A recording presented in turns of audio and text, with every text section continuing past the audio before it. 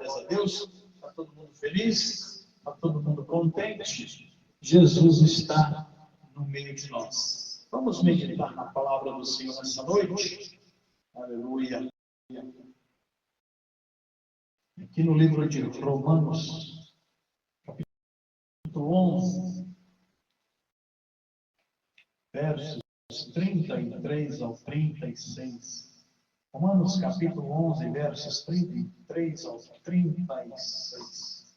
Aleluia. Glória a Deus.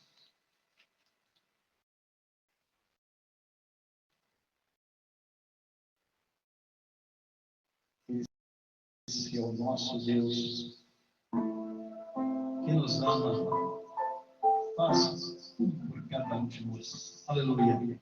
Romanos 11, 33 diz assim: glórias a Deus. Oh, profundidade das riquezas, tanto da sabedoria como da ciência de Deus. Quão insondáveis são os seus juízos e quão inescrutáveis os seus caminhos.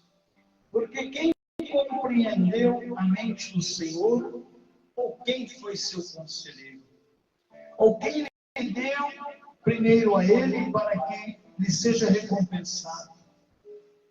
Porque dele, por ele e para ele são todas as coisas. Glórias, pois a ele eternamente. Amém. Amados, queridos, louvado seja Deus pelas suas misericórdias sobre a minha vida e sobre a tua vida. A expressão desta passagem, o homem só poderia sentir se ele tivesse tido uma experiência pessoal com Deus. E o apóstolo Paulo, nessa ocasião, a Bíblia diz que ele foi arrebatado ao terceiro céu. Na sua busca em oração, ele chegou ao êxtase, ele chegou ao clímax da oração. Isso fez com que Deus o levasse até o terceiro céu. A primeira experiência que ele teve com Cristo foi quando ele estava a caminho de Damasco. E ali ele foi interpelado, ele foi impedido pelo Senhor, porque estava perseguindo a igreja de Cristo, a menina dos olhos de Deus. Estava perseguindo os irmãos que haviam sido salvos pelo amor de Jesus Cristo na cruz do Calvário. E ele não entendia que, ao invés de fazer uma boa obra, como ele pensava, ele estava fazendo a pior obra do mundo, que é se levantar contra Deus. Porém, Jesus, que é misericordioso, que é bom, que é maravilhoso, chegou-se até ele e o chamou para ser apóstolo de Jesus Cristo, semeador da palavra de Deus por toda a Roma antiga, por todos os lugares aonde Deus o enviasse. E no êxtase da oração, quando ele já havia sido batizado, antes ele havia sido liberto da cegueira, porque durante 3 dias ele ficou sem enxergar. E precisou que a oração de um servo do Senhor fosse feita em favor dele e a sua visão recuperasse. E quando ele recuperou a visão, ele foi batizado. E ali ele se tornou discípulo do Senhor Jesus. E nesse êxtase da oração, Deus leva-o até os céus. E ali faz a ele a revelação da graça do Senhor Jesus, de forma tangente, palpável, como nunca se imaginasse alguém ter essa experiência. Você sair desse corpo físico, você sair dessa matéria e ser levado até o grande trono santo do Senhor. E ali a sua vista espiritual, a sua visão espiritual se abrir a ponto de enxergar coisas inimagináveis. Coisas que aos olhos humanos e aos ouvidos humanos não dá para acreditar. Então ele expressa nesta passagem a grandeza de Deus, a glória de Deus. Ele pode dizer que viu Deus, frente a frente. Ah, Deus querido e amado. Aí você pode me interpelar e dizer, mas a Bíblia diz que jamais alguém viu a Deus. Mas, na geração de Jesus Cristo, eles viram Jesus em carne e osso. Muitos tiveram a revelação de Jesus Cristo já ressuscitado e glorificado nos céus. João foi outro que teve essa mesma experiência. E ali saiu escrito o livro de Apocalipse, o livro da revelação do fim dos dias, do final dos tempos. Nós queremos ater-nos a Paulo, e eu quero que vocês, no final desta mensagem, possam entender aquilo que quer dizer o versículo 36. Porque dele e por ele e para ele são todas as coisas. Glória, pois, a ele eternamente. A Bíblia cita do primeiro homem chamado por Deus na face da terra, um homem chamado Abel. Esse homem, ele não pediu para ser chamado. Ele simplesmente obedeceu. Ele foi de encontro a Deus. E no seu dia a dia, que ele namorava, que ele trabalhava, que ele cumpria o dia a dia, quando era para se agradar a Deus. Hoje nós temos o domingo, né, que nós tiramos para adorar a Deus, e certamente naquele tempo eles tinham o dia separado para adorar o Senhor.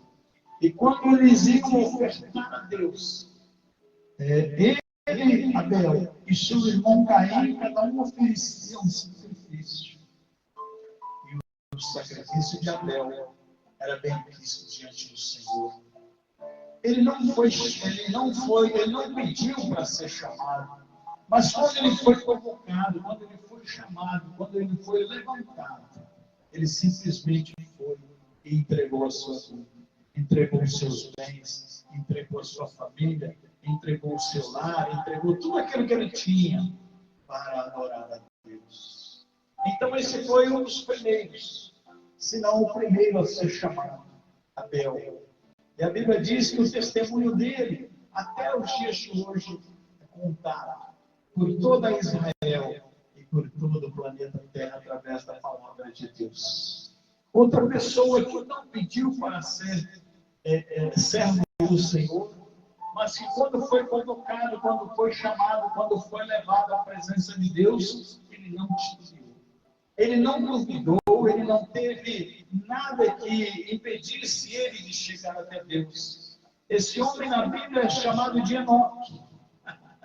Aleluia. Enoque, a Bíblia diz que ele não pediu para ser arrebatado, mas ele andou tanto na presença de Deus, a sua santidade foi tanta diante de Deus, que quando Deus se agradou dele, a forma tão imensa, Deus não permitiu com que ele passasse pela morte. E Deus o levou para si, levou para os céus. Oh, meu Deus, que coisa maravilhosa. Outro homem que testemunhou da graça de Deus, da glória de Deus, da manifestação de Deus aqui na terra. Homem chamado Enoque. Aleluia. Nós temos um terceiro também na história, que a Bíblia relata, que depois de obedecer, de ouvir a voz de Deus e obedecer a sua palavra, ele foi tirado de uma terra onde o paganismo imperava e foi levado para uma terra que Deus separou para que ele fosse. Hoje nós somos crentes, hoje nós somos filhos de Deus, porque primeiramente esse homem acreditou. Esse homem chamado Abraão, meu Deus, esse homem que foi tão somente separado para esse fim, de se tornar pai de multidões, de se tornar pai de nações. E ali, quando ele foi chamado, ele não pediu para ser chamado, mas quando ele foi chamado, quando ele foi alistado no exército de Deus, ele simplesmente obedeceu a palavra do Senhor, ele obedeceu a orientação de Deus, e ele também foi abençoado pela graça do nosso Deus. Querido Deus, Deus é bom demais, né? Na história também, nós caminhamos um bom tempo, Nós caminhamos vários anos e chegamos a um que também não pediu para ser governador do Egito. Mas Deus o fez governador do Egito. Imagine só, hein? Olha só a glória de Deus. Quando quer manifestar na sua vida, não há nada que impeça a não ser você mesmo. Se você não quiser, não tem como Deus operar. Mas se você se prontificar, se você se deixar levar pela palavra do Senhor, Deus vai te usar, Deus vai te abençoar, Deus vai fazer de você alguém nessa nação. Aleluia. A história de José não foi fácil. Todos sabemos a história. Primeiro ele foi traído pelos seus irmãos. Aqueles a quem ele mais tinha carinho, mais tinha devoção, mais ele esperava coisas boas, eles o traíram e o venderam como escravo. Mas Deus estava na história de José desde antes dele nascer, desde antes dele vir a esse mundo. Deus já havia separado, já havia escolhido aquele rapaz, e aquele moço se tornou num futuro bem distante, não foi de um dia para o outro.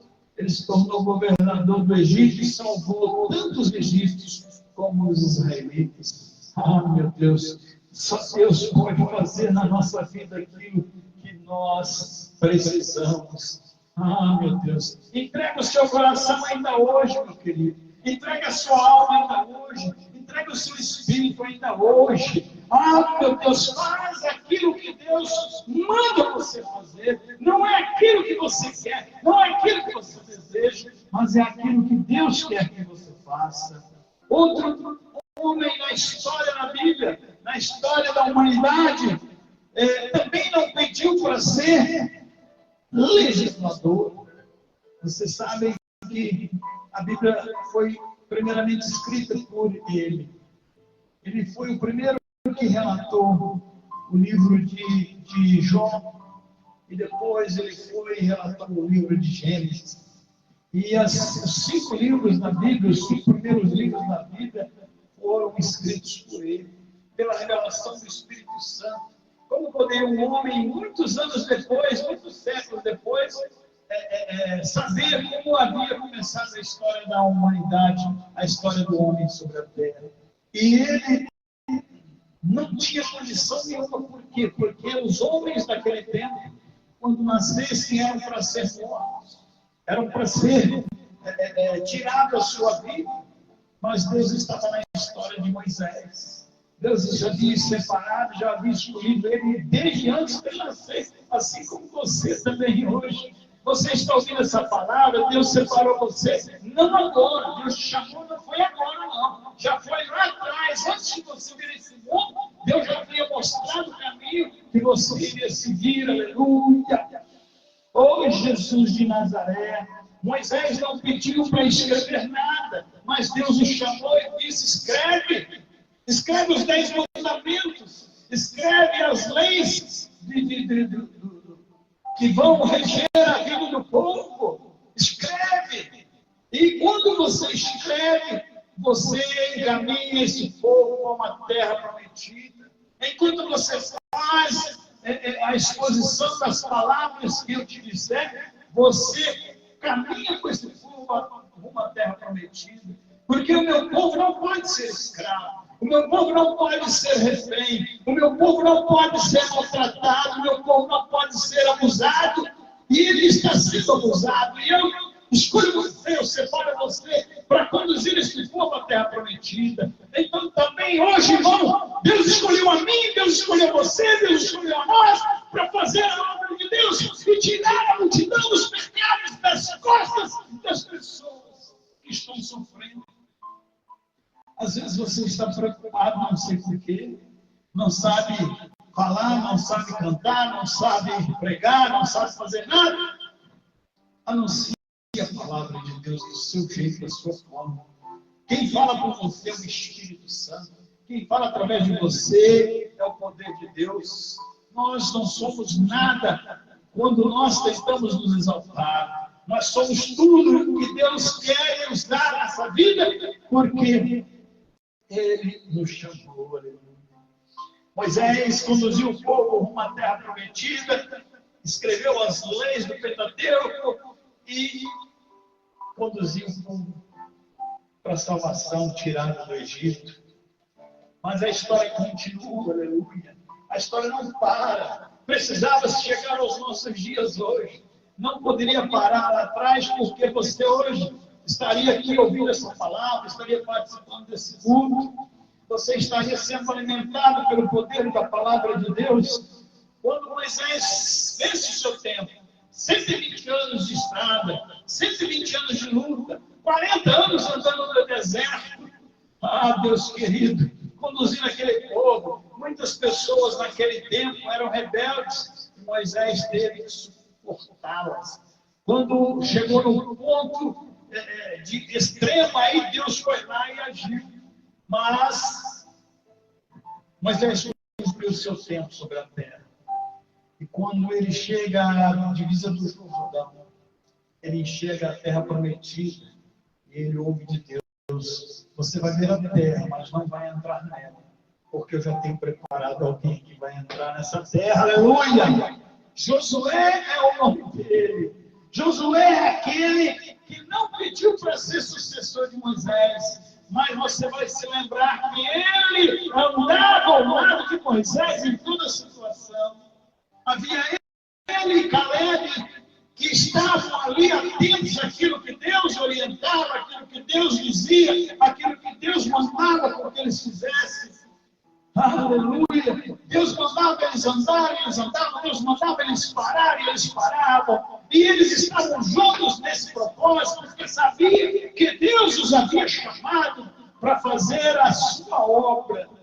Eles não questionaram, eles não procuraram duvidar da providência divina. A Bíblia diz que de noite havia uma tocha de fogo para aquecer do frio, e de dia havia uma nuvem de glória que podia preencher a sombra sobre eles naquele calor escaldante do deserto. Suas roupas, os seus sapatos, eles não se estragavam, eles não ficavam velhos, porque a providência de Deus estava com eles. A alimentação deles era farta, segundo aquilo que Deus providenciava, aleluia. Então, por que você está duvidando? Por que você está deixando de fazer aquilo que o Senhor mandou você fazer? Por que você está parado, sentado à beira do caminho? Não tem motivo, não tem razão. Não é por minha causa, não é por causa da nossa missionária, não é por causa do pastor fulano e tal, não é por causa do Marco Feliciano, não é por causa do Silas Malafaia, não é por causa do Lula, não é por causa do Bolsonaro, não é por causa de ninguém que você está parado. Está parado é porque você quer, porque você não está vendo as promessas de Deus na sua vida, e você está se deixando levar pelas coisas do dia a dia, pelas preocupações do dia a dia. Oh, meu Deus, você não precisa pedir, mas quando Deus te indica, fique alegre, fique contente, porque é Ele que está te levando, te conduzindo, aleluia. Nós não éramos nada. Quem era o Vicente na fila do pão, como a gente costuma dizer? Quem era eu antes dos 21 anos? Não era ninguém, era um perdido, era um que estava aí jogado ao relento, esperando não sei o quê. Mas um dia Deus foi lá e falou: é você que eu quero, meu querido. É você, por você que eu morri naquela cruz. E eu quero que você esteja aqui hoje. Hoje é 15 de dezembro de 2024. Eu quero você que hoje, anunciando o Evangelho a toda criatura, como eu planejei. Aleluia. A felicidade daquele que faz a obra de Deus, daquele que faz a vontade de Deus, não tem comparação. Aleluia. Vocês vão se lembrar que quando Josué passa o Jordão e ele continua caminhando na terra prometida, já dentro da terra prometida, não era simplesmente chegar e ocupar um lugar, não.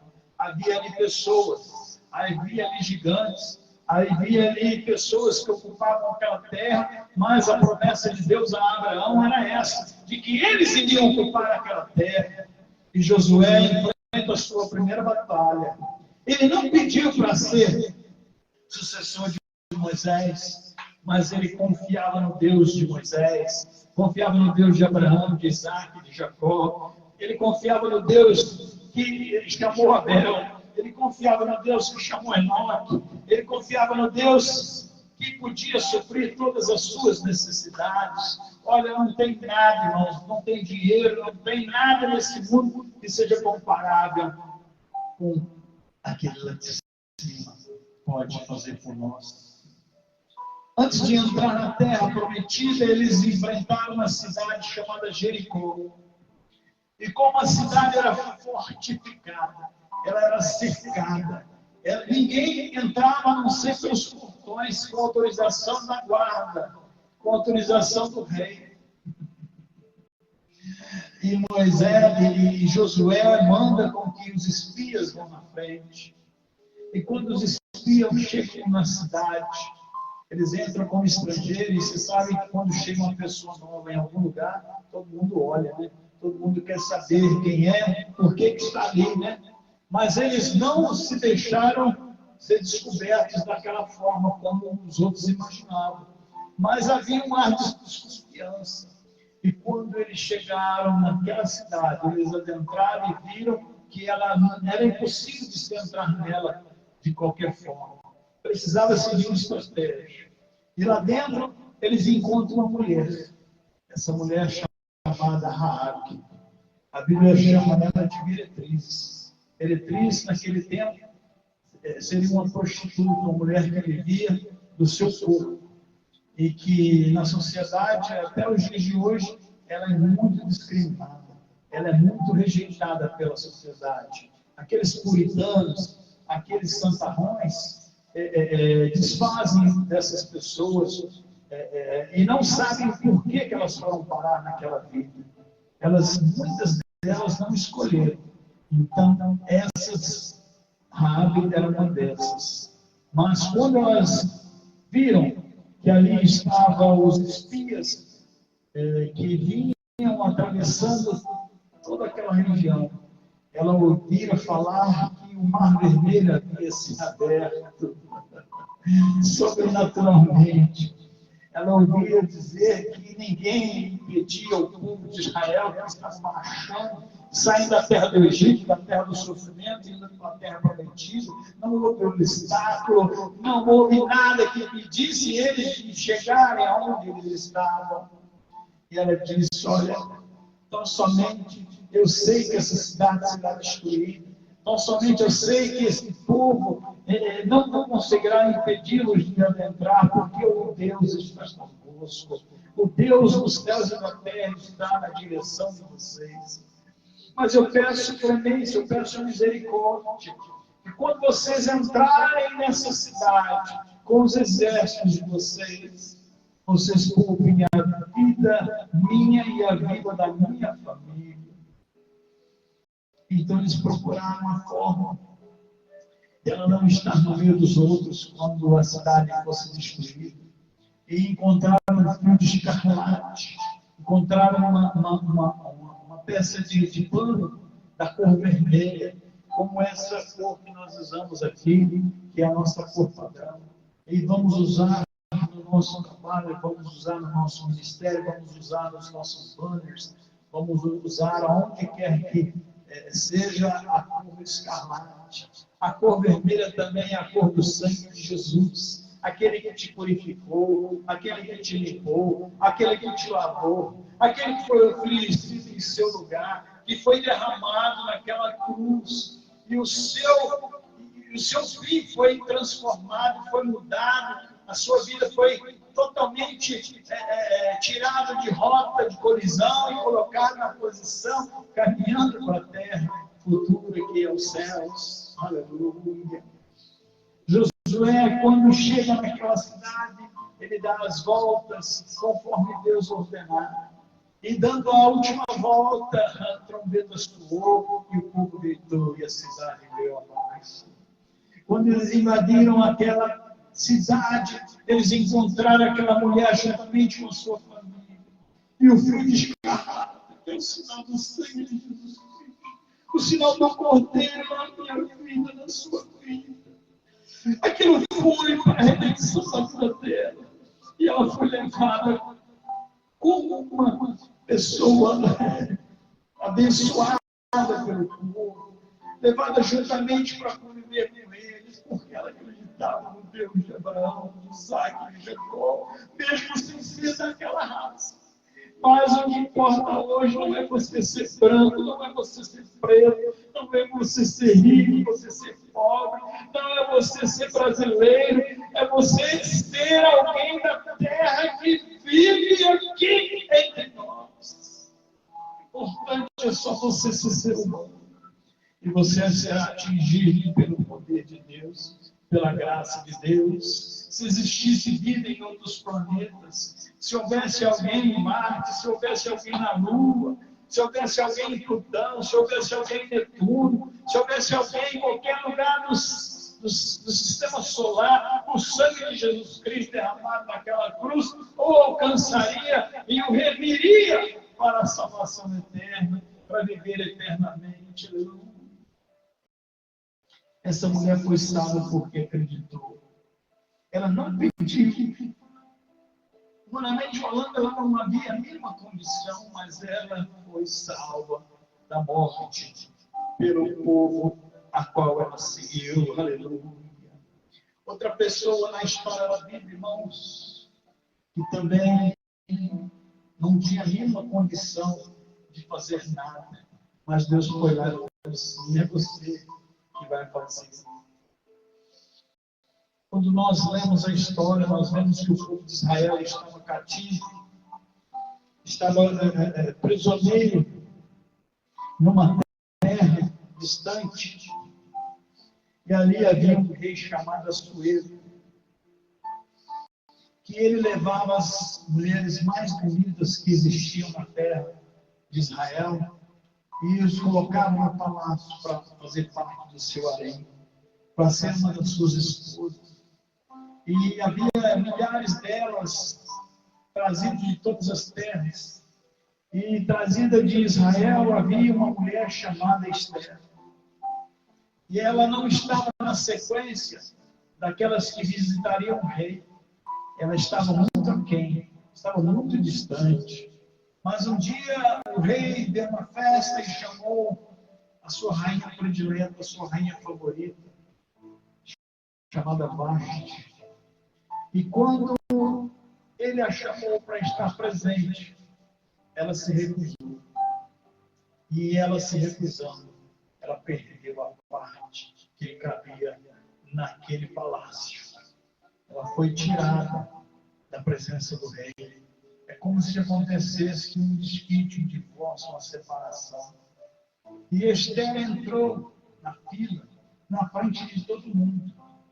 Havia um costume que se tinha naquele tempo, que se você precisasse entrar na presença do rei, você tinha que ter uma autorização. Porque se você entrasse sem autorização, você seria morto. Fosse quem fosse, não importava, grande, pequeno, não importava. Se você entrasse na presença do rei sem autorização, você era morto na espada na hora. Mas Deus precisava usar essa mulher. Ela era uma das princesas. E naquele dia ela se tornou uma rainha. Houve um homem que detestava, odiava os judeus. E ele marcou um dia no seu coração para que aquela raça fosse dizimada, fosse destruída. E quando em nome do rei, ele publica um édito, né? Ele publica uma ordem de que durante um período o povo se prepararia para a guerra.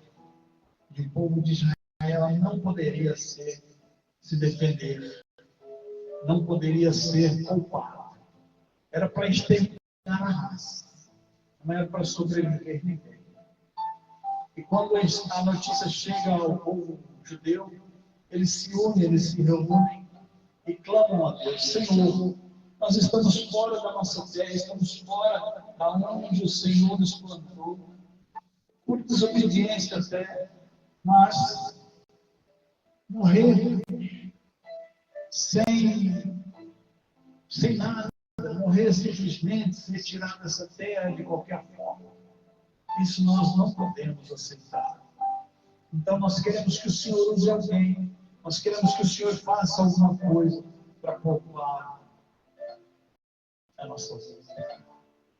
E todos sabendo que ela estava no palácio, alguém é enviado até ela e diz: olha, fale com o rei, porque em nome dele foi feita uma publicação e brevemente nós não vamos poder existir, nem aqui, nem em lugar nenhum desse rei. E ela simplesmente pede: olha, vamos orar, vamos falar com Deus, vamos jejuar, porque a causa é grande, porque a batalha é contra o inferno, é contra a potestade, é contra os poderes celestiais que estão tentando prejudicar nós. E eles se reuniram, oraram e jejuaram. E ela no palácio fez a mesma coisa. E ela disse: só existe uma forma de tentar a nossa salvação. Eu tenho que entrar em audiência com o rei. Só que eu não estou na fila, eu estou lá atrás. E não podemos entrar de qualquer forma na presença do rei. Mas a oração de um justo, irmãos, tem muito em seus efeitos. Quando eu digo que você que foi lavado, remido, purificado no sangue de Jesus, coloca os seus joelhos no chão, coloca a sua boca no pó e ora a Deus, o milagre acontece, seja qual for a necessidade. Não há como Deus não operar, porque Ele não suporta pelas lágrimas de um crente. Então eles fizeram aquele trabalho de oração e jejum, de humilhação diante de Deus. E Esther, ela entra na presença do rei. Não, para você não pode, não, mas eu preciso. Você não deve, mas eu preciso. Eu não posso ficar esperando. Eu tenho que ir lá agora. E quando ela entra na presença do rei, o rei aponta o seu servo e diz: pode vir. Importa o coração de pedra, coração de gelo, não importa. É Deus que entra lá e remove. É Deus que entra lá e transforma. É Deus que entra lá e faz acontecer aquilo que está perdido através da sua oração. E quando ela chega diante do rei, ela clama, intercede pelo povo. E o rei ouve a sua súplica e dá autoridade para que o povo de Israel se defendesse naquele dia. E o povo está lá até hoje, aleluia. Naquela terra prometida, o povo está lá até hoje. Ninguém ficou sem descendência. E na sua família, no seu lar, na sua casa, nos seus negócios, é a mesma coisa. Clame aos céus, clame a Deus, e Ele manifestará a sua glória em seu favor. Aleluia. Esther não pediu para ser rainha, mas ela foi grandemente usada pelo Senhor. Outra mulher na história da Bíblia, que também foi usada por Deus, e ela também não fazia parte daquela geração, não fazia parte daquele povo, não fazia parte daquela nação. Mas, por causa da fome, ela migrou para uma outra terra. E quando ela volta, ela se casa com alguém daquela terra. Quando ela se casa com alguém daquela terra, ela gera um filho. Uma mulher chamada Ruth não pediu para estar na história da palavra de Deus. Não pediu para estar na descendência de Jesus. Ela não tinha como ser parte da família que iria gerar o nosso Salvador. Mas Deus a usou. E quando ela volta para a terra, ela encontra alguém chamado Boaz e se casa com ele. Quando ela se casa com ele, ele gera um filho chamado Jessé. E quando ele gera um filho chamado Jessé, Jessé gera um filho chamado Rei da Cana. E aí vocês se alegram com a história, vocês ficam alegres e felizes com a história de Davi. Era o último, era o filho mais novo, não estava na fila para ser rei, não estava, mas reinou durante 40 anos. Todos conhecem a história do profeta, chega, porque Deus havia dito, olha, eu rejeitei a Saul e estou levantando um outro rei para esse povo. E o profeta chega na casa de Jessé e encontra lá os seus filhos. E ele se apresenta para ser rei. Mas Deus fala assim, olha, não está aqui o rei de Israel, o futuro rei de Israel. Onde é que está o último filho, o filho mais novo? Olha, está lá no campo. Está lá cuidando das ovelhas. Está lá limpando o curral. Está lá ceifando o mato. Está lá cuidando para que os lobos e nem os leões, nem as feras bestas matem os animais, porque é daquela lã que nós sobrevivemos, é daquele leite que nós sobrevivemos, é daquela carne que nós sobrevivemos, é dali que tiramos o nosso sustento. Então o profeta diz, chama-o, traze-o aqui. E quando Davi chega, nada mais, nada menos que Deus vai lá e confirma, olha, hoje ele derrama óleo sobre a sua cabeça, porque esse será o rei de Israel. Davi não pediu para ser rei de Israel, mas Deus tirou lá de trás e colocou na frente de todos eles, de todos os seus irmãos. E ele reinou durante 40 anos. Ele não pediu para ser rei, mas quando Deus te chama, meu querido, olha, pode falar que você é feio, pode falar que você é baixo, que você é gordo, pode falar que você não tem boa dicção, pode falar que você fala errado, não importa, foi Deus que te chamou, meu querido.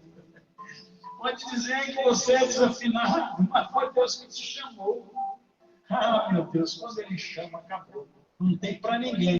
Bom, Deus é Deus e a sua vontade estabelece sobre a nossa vida. Nós chegamos no tempo também dos profetas. E havia um dentre eles que não sabia falar e ainda se achava muito novo. Quando Deus se revela a ele, fala assim, olha, eu te chamei. Desde o ventre da sua mãe, eu te gerei para ser profeta do Altíssimo. E quando ele chega, ele diz, olha, eu sou analfabeto, eu não sei falar, e eu ainda sou menino para ser profeta. Mas lembra da história de Samuel? Ainda era criança. E o voto que sua mãe fez dele profeta em Israel. E Jeremias foi da mesma forma. Mesmo sendo novo, mesmo sendo garoto. Muita responsabilidade, mas Deus foi lá e usou. E as pessoas não gostaram, irmãos, das palavras dele. Por quê? Porque lamentava muito. Porque ele dizia coisas assim que o povo não queria ouvir. Olha só que coisa. Você pregar a palavra de Deus e as pessoas não gostarem dele. As pessoas virarem de lado, virarem de costas. Não importa. Deus mandou você falar. E Ele vai agir na vida de quem quer que seja através da sua palavra. Através do seu chamado, do seu ministério. É Deus quem chamou, não foi ninguém, não. Foi Deus, não somente Deus. E a Bíblia diz que o Espírito Santo está dentro de nós para nos usar. E pôr as mãos sobre os enfermos e eles serão curados. E colocará as mãos sobre os espíritos imundos e eles serão tirados. Tudo que você você ligar na terra, será ligado no céu. Não é você ligar da sua forma, mas pela palavra. Pela palavra de Deus vai se cumprir. Porque você é separado, nazireu. Desde dentro da sua mãe você foi chamado. Então você não pode duvidar do seu ministério. Não pode duvidar da sua obra que Deus tem para fazer através de você. Jeremias, a Bíblia escreve tanto o livro de Jeremias quanto Lamentações de Jeremias. Ele profetizava que se o povo continuasse na desobediência, iria sofrer. E realmente aconteceu.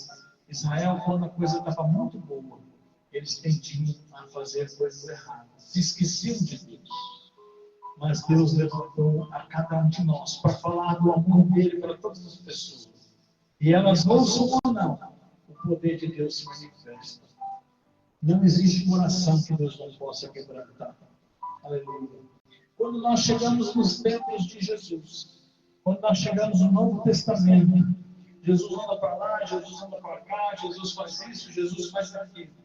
E quando ele chega no templo, ele observa uma senhora, uma velhinha, uma pessoa, porque ninguém estava lá. E ele via também muitas pessoas de posse, de dinheiro, pessoas que tinham um mundo melhor. E quando o gasofilácio era aberto, quando a salva era aberta, quando era pedido o dízimo e oferta, ela se levantava e ela dava 2 moedas. Hoje, a maior moeda que nós temos é de R$1. Imagine você vendo uma pessoa na igreja, uma pessoa no templo, uma pessoa na obra, patrocinando com R$2. São 2 moedas. Parece que não dá para nada. Parece que não dá nem pão, né? Parece que o pão está R$1, se eu não estou enganado. Então, são 2 pães. Aí chega um cara com a caminhonete, chega alguém com uma limusine e doa 100, 200, R$1.000. Eu estou falando baixo, porque tem gente que tem condição de ajudar muito mais. E na hora de levar, o tesoureiro olha e fala assim, olha, Vicente Silva, oferta de R$100.000. Ah, não, chama ele lá, chama ele separado lá. Não, irmão, tudo bem com você? Olha, parabéns, viu? A sua oferta ajudou a patrocinar essa obra e nós chegamos longe com isso. E muitos desses administradores, vendo essa oferta, eles colocam metade no bolso e se esquecem das outras pessoas que contribuíram com R$2, com 2 moedas.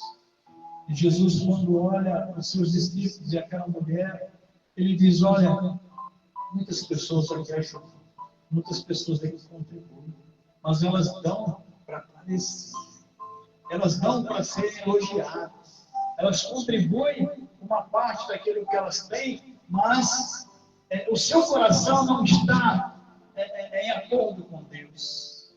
Muitas delas fazem com necessidade, porque se eu der R$1.000, Deus vai me dar 10. Se eu der 10.000, Deus vai me dar 100. Se eu der 100, Deus vai me dar 1.000.000. Mas aquela senhorinha, ela tinha 2 moedas. Ela chegou no gasofilácio e entregou as 2 moedas. E Jesus viu aquilo. Aí ele disse, olha, vale muito mais do que os poderosos puderam ajudar. Seja você um contribuinte na obra de Deus, com pouco ou com muito, importante é você ser como Abel. Deus se alegrava de Abel porque a oferta dele era de coração. Não era por usura, não era por vaidade, não era porque ele gostava de aparecer, não, era porque o coração dele era diante de Deus. E essa senhorinha foi abençoada porque Deus viu que o seu coração, ela contribuía com ele, e não apenas para aparecer. Outro que na história simbolizou muito, dentro da Bíblia Sagrada, ele se tornou tornou líder da igreja primitiva. Um homem que não sabia ler, um homem que não sabia escrever, um homem que era pescador de peixes, um homem que duvidou no seu coração algumas vezes, mas como ele acreditava tanto em Deus, acreditava tanto nas palavras de Jesus, quando Jesus faz a célebre pergunta: quem os homens dizem que eu sou? Cada um deu um nome, cada um deu uma nomenclatura. E ele pergunta a Pedro: você, Pedro, quem acha que eu sou? Pedro recebe a revelação do céu. Não foi ninguém humano, mas foi o Espírito Santo que chegou e disse: tu és o Filho de Deus, o Cristo enviado do céu. Aleluia. E Jesus diz assim: olha, Pedro, tu és Pedro, e sobre esta palavra, sobre esta revelação, edificarei a minha igreja. Não é sobre a sua pessoa, mas é sobre essa palavra que você recebeu dos céus. Eu senti, eu vi que foi o Espírito de Deus que te usou para trazer essa revelação. E as pessoas crerão em mim através de você.